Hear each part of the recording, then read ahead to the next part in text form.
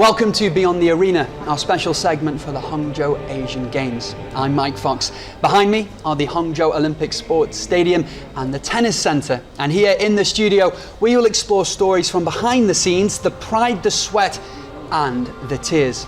In partnership with organisations across Asia, we will bring you the human stories behind the competition and present diverse perspectives on the quadrennial sporting spectacle. I'm delighted to say I'm joined in the studio today by Poppy Honsuwon from Top News in Thailand and Mark Fatalco from PTV in the Philippines. Welcome. So, Mark, I'll start with you. Is this your first time in Hangzhou? Yeah, it's my first time. And so, tell me about excited. your impressions since arriving to the host city for the Asian Games. You know, when we arrived here in Hangzhou last day, I'm very impressed with how China handled everything regarding the Asian Games. Everywhere I go, I see the elements of Asian Games, and I'm very impressed, and I'm excited. Yeah. Poppy, what's your take on the host city? I know you haven't been here that long, but what are your first impressions? Here at Hangzhou is the first time for me, and I think here have a lot of traditional about the building culture, and it's made for Asian Games everywhere in Hangzhou. I'm so excited too. These Asian Games this year will be hosting 40 different sporting competitions. Aside from 27 sports that are listed in the Olympics, there will also be some Asia-specific competitions.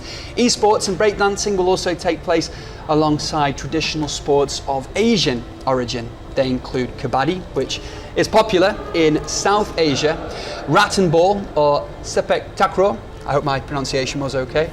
That's from Southeast Asia, and dragon boat racing, which is of course from China. So let's talk a little bit about the sepak takraw, which you just mentioned. I hope my pronunciation was okay, but it's kick volleyball, but with a bit of a difference. Can you explain a little bit? About the kick volleyball, it's like a volley, and we use a small volley, and it's made from woven. Yes, and they kick to hide to the hole. So you can't use your arms or your hands, can you? Yes, Do you have to have them behind your back? Yes, Right. and your foot. Your foot. Yes. And are they tied behind your back? Yes. Oh, okay. Yeah. Well, so you must lose balance quite a lot when you're wandering around. So Yes, it's about balance as well. Exactly, and you use everywhere in your bodies, but cannot use your hand. Is that something you've played before? No, I cannot. No. Is it too difficult? Because I cannot to jump, I cannot to use my foot to kick the volleyball.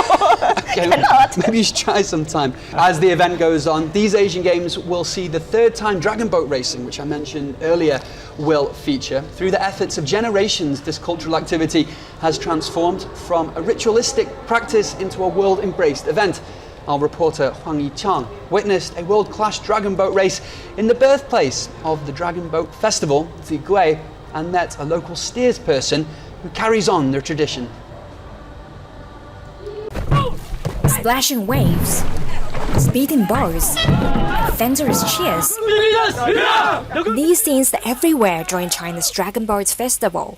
Over time, this traditional custom has transcended its original boundaries and been embraced by countries across Asia and around the world. Iran, Philippines, United States, from Malaysia. Ligaya, the leader of the Philippine team, says winning a medal at the Dragon Boat World Cup this year means that she has taken a step closer to the upcoming Asian Games. We didn't expect any win, but we hoped, we prayed, and we gave our best. We hope to race here again in China.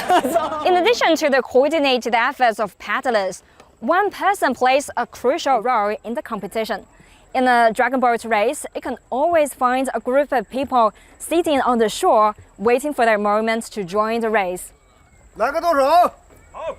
Whenever the team requires a local steersperson to assist in controlling the boat's direction from the back, Zheng Zixin and his fellow villagers are delighted to join.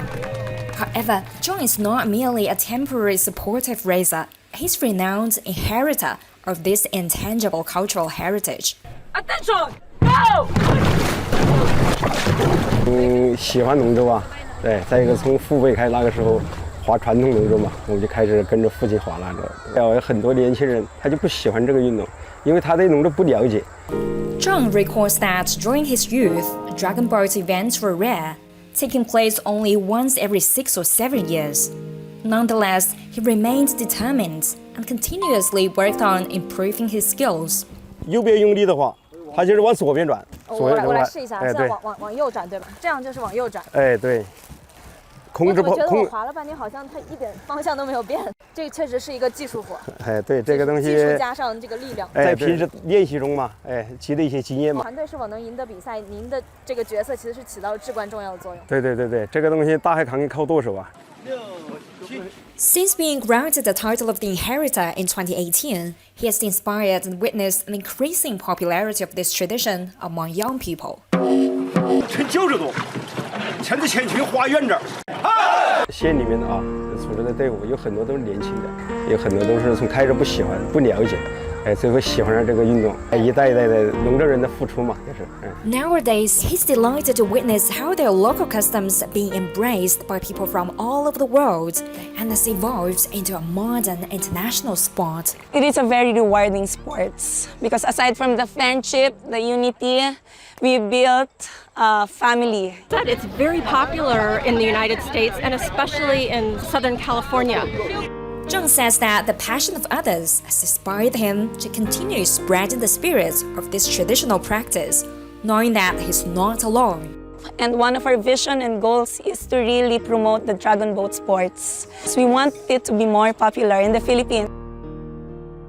Joined by a growing community of passionate individuals on diverse international competitions, the treasured heritage continues to thrive and resonate. 黄云畅 CGTN 紫龟 County in Hubei Province.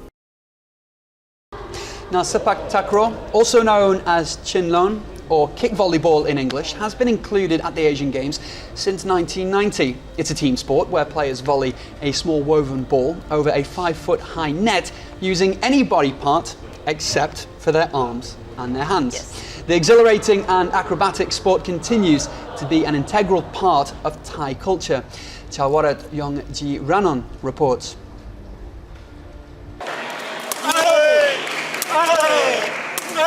Chai Kao is living his childhood dream as a professional sepak takraw player. At age 42, his passion for the sport is still as strong as when he was 11 years old, playing with his friends. At age 20, he made it into the Thai national team. And at age 21, he won his first gold medal at the Asian Games. Over the past 20 years, he has won another 10 medals. He still remembers how he felt when he won his first medal. It's an indescribable feeling for a kid like me at a time who had practiced sepak takraw all his life to be so successful in the biggest sepak takraw competition, the Asian Games. Sepak takraw has been a part of Thailand and the rest of Southeast Asia for many years. Sepak means kick in Malay, and takraw stands for the rattan ball in Thai. Over the years, the sport has evolved, with even technology being leveraged for better performance. With sepak takraw, you cannot use any part of your arm from here to here. It takes great agility, strength, and balance to play it well. As you can see, it's not that easy. This is one of the reasons why the sport has not become a global sport yet. With so many variations, there is often confusion. There's also a big skills gap between countries, as it takes quite a long time for athletes to develop skills at a professional level. Most professionals start playing at an early age. Thai national team coach Napa Tengto says there needs to be more skill exchanges between countries. Despite the challenges in taking sepak takraw onto the global stage, Napa believes the sport will continue to be an important part of Thai culture. Sepak takraw is in our blood. It will not disappear from Thailand because we play it all the time. It is a national sport. It's a Thai sport.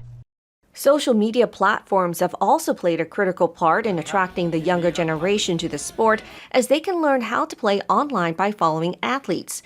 The sport continues to receive support from the Thai government, with young players being offered scholarships and careers. Every evening, people gather at sepak takraw clubs like this. For many, the sport has transformed their lives. ที่มาที่ไปคือตะกร้อให้เราทุกอย่างตั้งแต่ Sepak takraw has given me everything from my education to my career. It enabled me to earn money from an early age. Sepak takraw is very important to me. Following the COVID-19 pandemic, athletes are now excited to finally get to compete. For Ponchai, it is not just a sport, but an opportunity to showcase true Thai culture. Chawarat Yongtiranon, CGTN, Bangkok.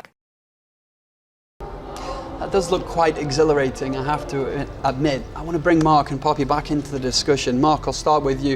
There's something about sports from Asia, from an Englishman's perspective, that are just so much more, I don't want to say competitive, but more exciting, more exhilarating, where you have to use your mind a little bit. It's not so much about the physicality.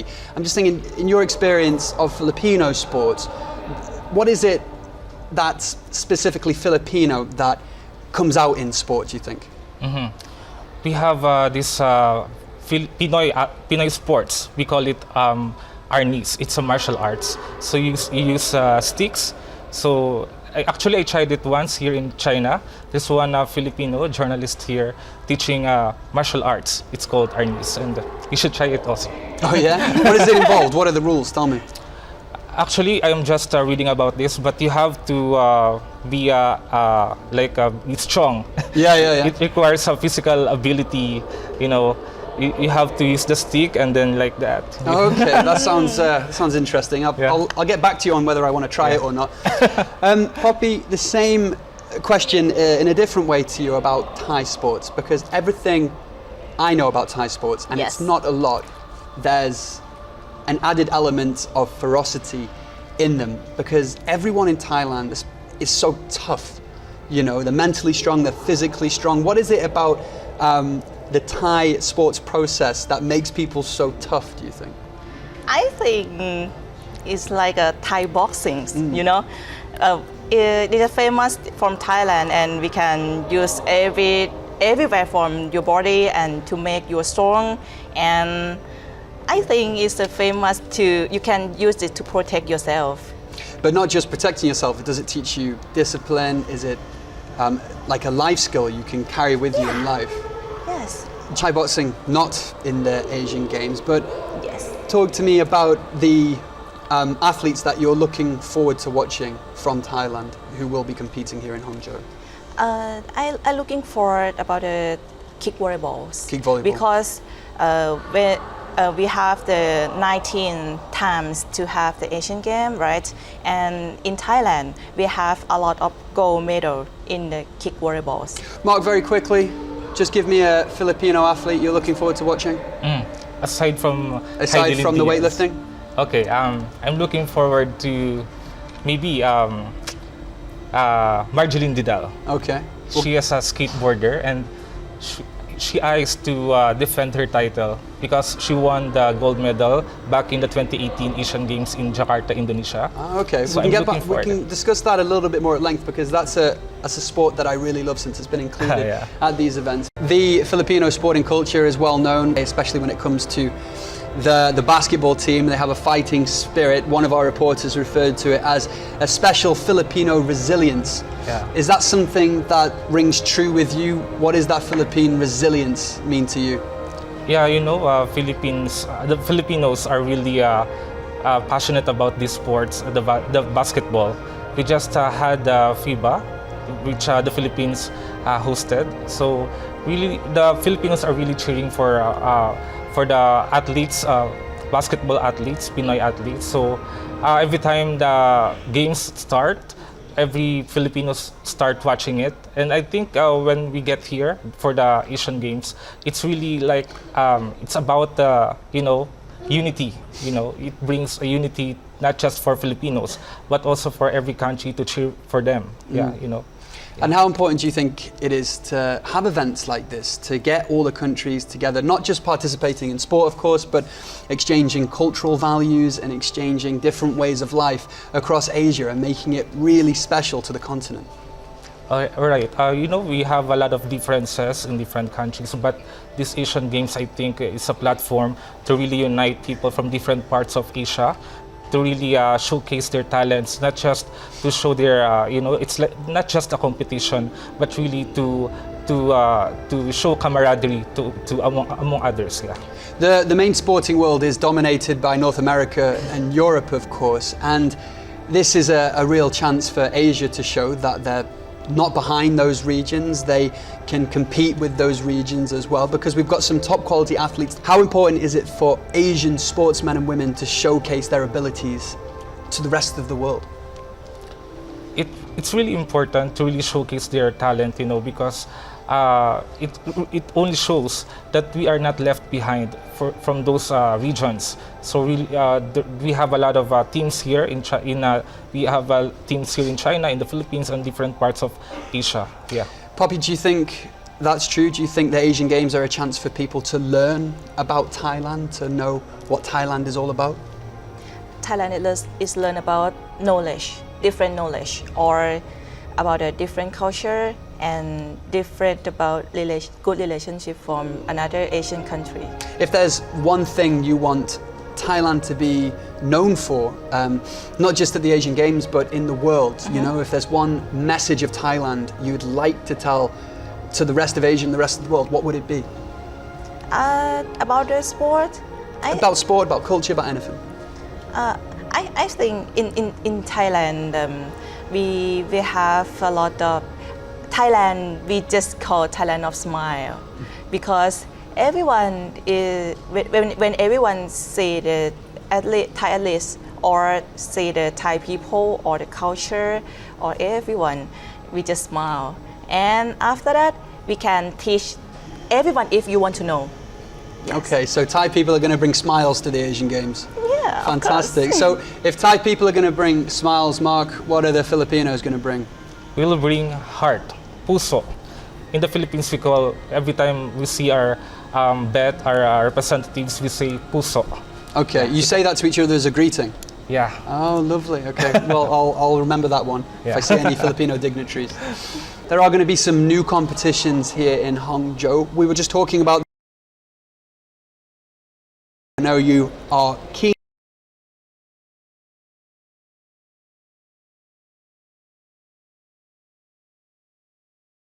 Minority. I know it's extremely popular. People love it. There's so much money involved. Why do you like it so much? I think it's like a develop from the past, because if we think about in the past, right, we just think about esports is like play games and it's like that, and now it's good in esports, and it's make many people to use it to make a career, to make medals, to make everything for your country. I think now it's so important about the sport. What do you think about esports? Do you think it's a positive step, a modern step in the right direction for the Asian Games? Yeah, for me it's good, but I think there should be a balance, that we should not forget the traditional sports. So that they should really balance it. We are sending team for the esports, but for me personally, we should really value also the traditional sports. So because it has a lot of benefits, and it plays a vital role in many things like socialization, everything. Yeah, one of the other sports, of course, we've got coming into the fold this time is breakdancing. I don't know how popular that is in the Philippines, Mark. Yeah. Is it something you've seen on the streets? In the Philippines, sometimes I see people breakdancing there in the streets, but I haven't heard about the breakdancing being involved in the Asian Games. So I'm excited, looking forward to that. Yeah, it's coming in at a slow pace, and we talked a lot on CGTN about the China breakdancing team. They've been put through their paces quite a lot, and it's going to be interesting to see what they do. They can incorporate traditional aspects of stuff like that in their dance. Of course, the Asian Games here in Hangzhou are set to open. We'll definitely be following the sporting events to come. But for now, that's all for today's Beyond the Arena. On behalf of me, on behalf of Mark and Poppy, it's goodbye and thank you for watching.